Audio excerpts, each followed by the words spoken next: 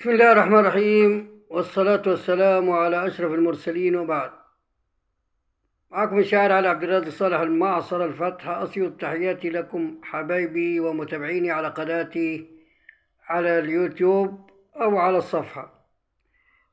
القصيدة الجاية دي قصيدة بعنوان، هي قصيدة خفيفة شوية، ربما تكون قصيدة واقعية، ونحمد الله الذي لا يحمد على مكروه سواه. هي قصيدة بعنوان أنا خالي من الأطيان.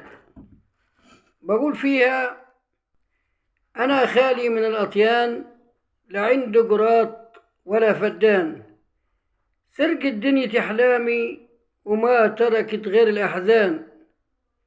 شيطاني كان هيغويني لولا قوة الأيمان، ليالي أباتها جوعان وليالي أباتها شبعان، وليالي بردها قاسي على جسمي وهن ضعفان.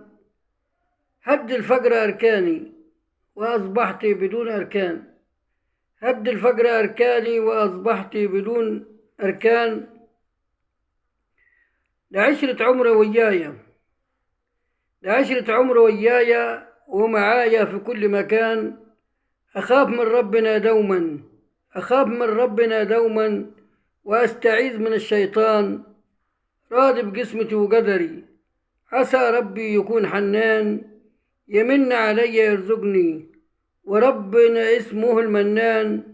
يمن علي يرزقني وربنا اسمه المنان.